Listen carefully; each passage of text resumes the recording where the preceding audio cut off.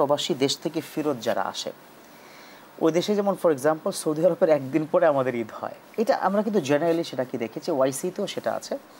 উনি আসলেন সেখান থেকে ঈদ হবে তার ঠিক হয়তো 5 ঘন্টা আগে, এসে বাংলাদেশে তিনি দেখলেন সাহারির সময়।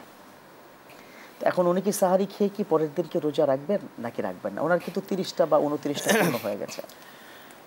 এটা রোজার যতগুলো মাসআলা আছে তার মধ্যে অন্যতম গ্রহণযোগ্য এবং গুরুত্বপূর্ণ একটি মাসআলা। বিশেষ করে আমাদের যারা প্রবাসে আছেন, যারা সেই সমস্ত ভাইয়েরা অনেক সময় বেকায়দা পড়ে যান। জি, দেখা গেছে ছুটিতে বাংলাদেশে আসছেন, এখানে বাকি আছে, হ্যাঁ হ্যাঁ, বা কয়েকটা রাখলেন এখানে, আবার ওখানে গেলেন, ওখানে গিয়ে কয়টা রাখবেন, এখানে কয়টা রাখলেন, ওখানে দেখা যাচ্ছে মিলালে দেখা যাচ্ছে কারো 28টা হয়, 29টা হয়, আবার কারো 31টা হয়ে যায়। জি জি জি, হ্যাঁ, আমি দুদিকতেই বলতেছি। মাসআলাটা কি? হয়তো তিনি গেলেন অথবা আসলেন। মাসআলাটা হচ্ছে এখানে দেখেন, যদি আপনার সংখ্যায় কম পড়ে যায়, আপনি 28টা রাখলেন অথবা 29টা রাখলেন, কিন্তু 30টা পূর্ণ হলো না, তাহলে আপনি আরে 1-2টা রাখবেন, আপনি মানে 30টা আপনি পরিপূর্ণ করবেন, 30টা আপনি রাখবেন। এটা হানাফি মাযহাবের মাসআলা না, এটা কিন্তু সাহাবারাও করেছেন। আমরা জানি যে মিশর থেকে এসে সাহাবারা কিন্তু একদিন রোজা রেখেছেন।